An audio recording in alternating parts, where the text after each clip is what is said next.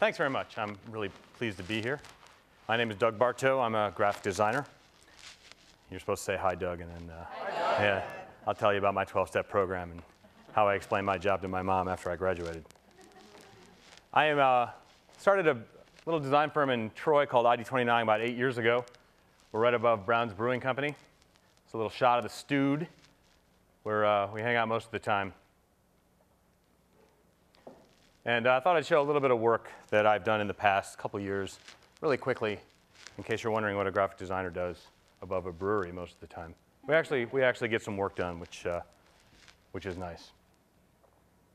My piece today is based on a poster that I designed called 29 Things Young Designers Need to Know and Aren't Always Taught in Design School.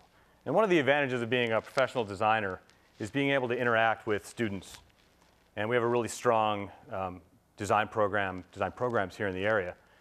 And trying to nurture the idea of design education as a lifelong experience really goes a long way in trying to give back and trying to help some of our design students out.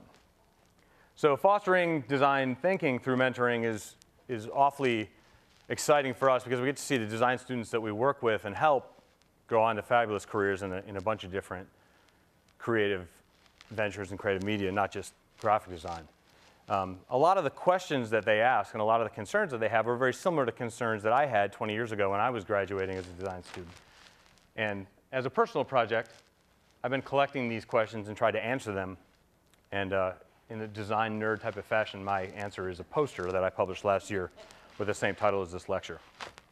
So I'm going to share just abstractly a few of the ideas in the poster. And some of these tenets were designed for young designers and design speak. I think they apply a little bit to business people as well, and I picked a few that would, I think, make more sense to an audience that was as diverse as we have today. Number one is sweat the details. And I would argue that professional designers are professional communicators. People in business need to professionally communicate as well. So it's important that we edit everything that we do. And there can't be typos in the kind of stuff that we produce because we're getting paid to tell someone's message as designers. These are two books rather, that I keep near my desk, Chicago Manual of Style and the AP Style book. And they're really useful for grammar more than they are spelling. But they help us tell a story and tell it well. Don't use text shorthand when you're communicating in business. I find it incredibly I'm amazed almost all the time that I get communication from people in business and it looks kind of like this, which I think, yeah, maybe they're SOL most of the time. And when a letter comes to Dave Bartow at our studio, who I don't have a brother named Dave, it doesn't tend to get opened, and that resume doesn't really tend to get the interview. My name's all over our website, so it's really not difficult to spell my name right and send me a letter that isn't probably handwritten. Number two is clean up your act. You know, there's a lot of social media platforms out there that people can be signed up and active in, and I would argue that you need to make sure that your profiles and the language that you use and the pictures that are available out there are really appropriate for your business persona. So people will Google you.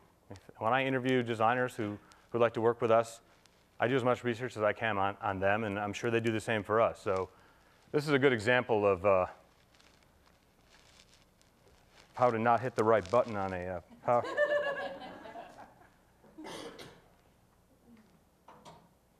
I'm blaming the technology now. So this is an email from an intern at a bank, and this made the rounds on the internet a couple years ago. It says, Paul, Jill, who were his bosses at the time, I just wanted to let you know that I won't be able to come into work tomorrow. Something came up. I had to go to New York for a couple of days. Apologize. Kevin. And Paul, his boss who sent him this, did a little bit of research and found that Kevin wasn't in New York at all. Kevin was at a Halloween party in Worcester dressed as Tinkerbell. So I thought Paul's response was great. Thanks for letting us know. Hope everything's okay. Cool wand. So the takeaway is employers read social media. They'll read your social media posts. If you're sharing photos on Facebook, if you're sharing photos on Twitter or any social media platform, people can read them. And I would imagine Kevin did not get the job after the internship. So that's two I'm trying to remember number 3.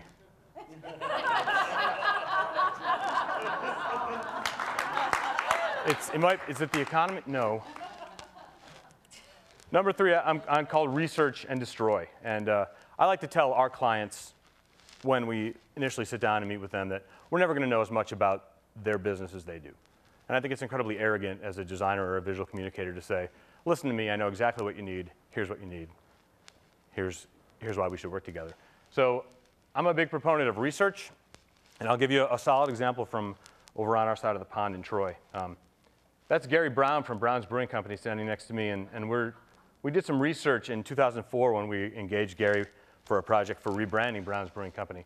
And so this is us in a pub in London, and this is how we obtained the actual research, which it came at about 19.5 ounces at a time. And we're really happy after some research. But as much as I joke about that, we went to London for 4 days to really research the British brewing aesthetic. And we had identified the Fuller's Museum in Chiswick in London as one of the places that we wanted to go. And we took a lot of photos. And we went to 3 or 4 breweries and went to a pub or 20. And we did the research that we needed to do. And sometimes research is taking photos of old signs that typographically inspire me to go out and come back and do the actual work. So when we got back from London, we did probably 6 months worth of brand work in 4 weeks.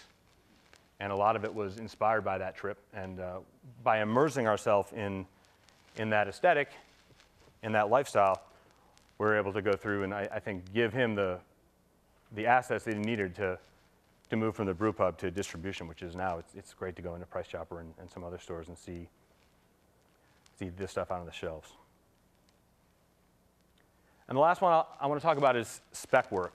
Spec work or speculative work, I'll give you the long description here, but it's when designers are asked to do work with the idea that perhaps they're going to get paid. And I would make the argument to designers, stay away from that. Young designers are more, I think, in peril as a result of not having as much work on their resume as they'd like. They get sucked into these contests or these requests. What I like to say to the crowd is don't ask designers to work on spec. It's something that we like to avoid. And here's why it's bad. There are a lot of design contests that are crowdsourced that waste the time of the participants. And I think clients get substandard work as a result of it, not being able to do the research, just kind of throwing a contest up there for a logo or identity design or any piece of visual communication that you might be hiring out for. And young and experienced designers who need that work on their resume to fill out as they're graduating from school, they get sucked into these contests, and I think their talents get taken advantage of. So if there's a design contest calling for such a logo to be designed, 300 people enter, 1 person wins, 299 people have had their time wasted. And that's talent and time that I think could be better used. So this was from a couple weeks ago, and this really sent ripples through the design world, particularly in social media. This was a call from the Obama administration for artworks. And it's called a poster contest to support American jobs. And the way designers look at that is like you're taking American design jobs away. So there was, I don't know if they've rescinded on this contest, but those are the kind of things that raise our hackles as professional designers.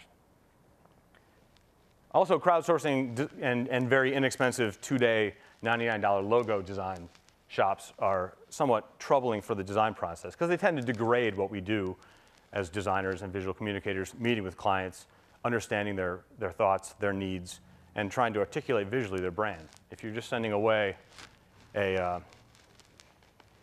logo design over the internet and you're getting back examples like this. I did a blog post a couple years ago on the design blog Speak Up, and I hired 4 overnight logo companies to produce logos for a fictional roller derby company called the Troy Haymakers, which is, if you know the history of Troy at all, it was one of the original National League franchises in 1888 called the Troy Haymakers, and they went on to become, I think, the Philadelphia Phillies.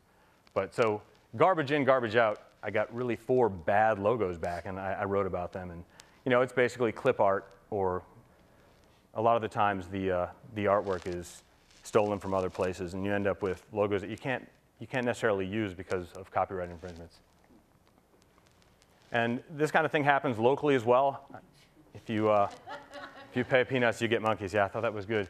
I wrote a blog post on the Marketing and Design Times Union blog a couple of months ago about 2 local companies that were also kind of putting together contests, trying to entice designers to come in and give them a variety of options, then choose one and throw them a free sweatshirt or a free trip to the salon, which I thought was ridiculous. Like, could I send the entire group of design students into the salon and have them get their hair cut and just pay for the one that I thought was good? Well, you know, of course they're not going to go for that. So when you flip that around, like, why would you ask a design community to give you a bunch of logo designs and not have to pay, or not have to compensate them for what they do, which is their talent? If you're interested in the Spec Work campaign, there are some great online websites. Antispec is one that has kind of gotten designers to sign up and to speak about it. And really, it's just creating a dialogue between clients and designers and trying to educate people. And AIGA is a national organization, a professional association of design that I'm a member of. And they provide tools for people so designers can take a sample letter off their website and give it to a client who's asking for spec work and really explain to them why it's bad for them, why it's bad for the designer, and how to circumvent that. So this poster I brought some samples of. If someone would like, I'll be around. And that's me. Thanks very much.